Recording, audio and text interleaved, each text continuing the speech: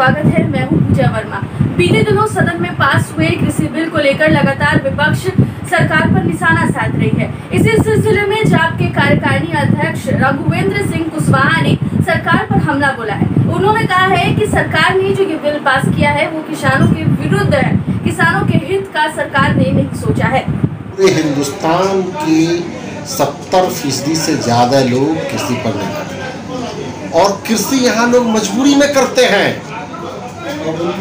पूरे विश्व की अर्थव्यवस्था जो है उसमें कहा जाता है कि कृषि पर आधारित अगर अर्थव्यवस्था हो तो वह अर्थव्यवस्था अलाभकारी होती है, उस देश की जीडीपी कमज़ोर होती है और वहाँ के देशों का जो माली हालत होता है वो कमज़ोर होता है। ये जितने भी अर्थशास्त्री लोग ये कहते हैं। तो हिंदुस्तान की जो गरीबी का मूल कारण ये है कि यहाँ अधिकांश लोग किसान लोग खेती पर निर्भर है। तो 70% लोग जो किसानी पर निर्भर है, कृषि पर निर्भर है, तो कृषि अलाभकारी होने की वजह से उन लोगों की माली हालत ठीक नहीं होती है।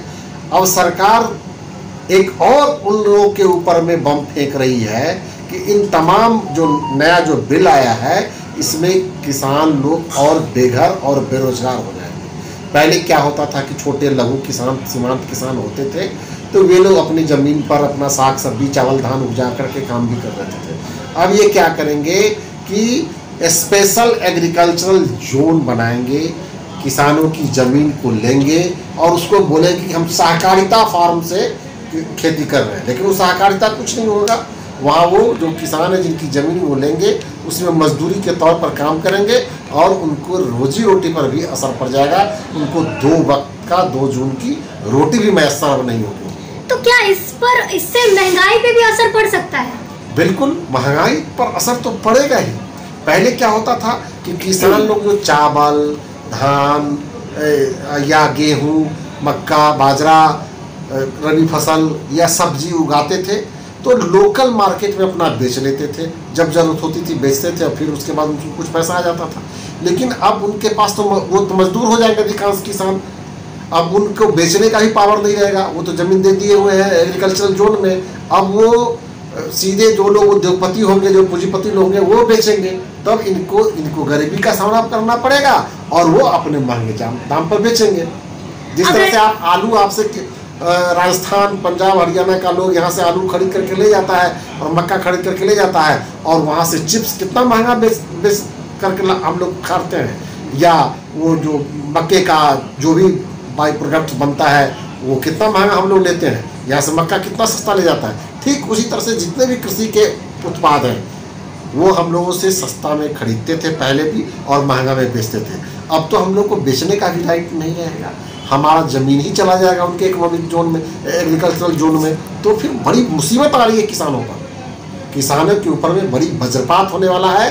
किसान अब कहीं के कृषि के लिए दर दर की ठोकरें खाएंगे और उसी के यहाँ रोजगार करेंगे, उन्हीं के यहाँ मजदूरी करेंगे। यानी देखा जाए तो कहीं ना कहीं से वो जो जमींदारी सिस्टम चलता आ रहा था वो वापस आ सकता है। बिल्कुल वैसी जमींदारी सिस्टम का नाम अब हो जाएगा औद्योगिक कृषि जमींदारी सिस्टम। ये घोषणा है हमारी पार्टी की प्रतिज्ञा पत्र जो 24 तारीख को जारी होने वाली है।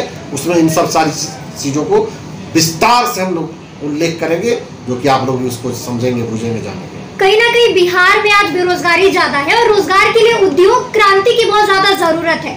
तो क्या आपकी पार्टी ऐसे में एग्रीकल्चर को एज ए इंडस्ट्री आगे पुट ऑन करके बेरोजगारी हटाएगी? मैंने आपको कहा ही है कि कृषि को उद्योग का दर्जा देंगे और food processing industries, agriculture based industries, इन सारी चीज़ों का हम हर एक ज़िला में, जैसे जो ज़िला जिस चीज़ के लिए जाना जाता है, अब चावल के लिए जाना जाता है शाहाबाद, तो शाहाबाद में हम चावल आधारित कृषि उद्योग वहाँ पर लगाएंगे।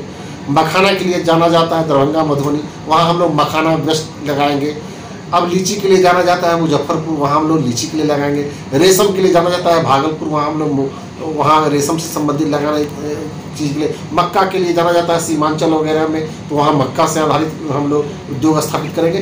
तो जिस जोन में जिस चीज़ की खेती होती है उससे संबंधित उद्योग वहाँ पर स्थापित करेंगे ताकि लोगों को बाजार भी मिल सके, लोगों को रोजगार भी मिल सके और हमारे किसानों को उचित दाम भी मिल सके।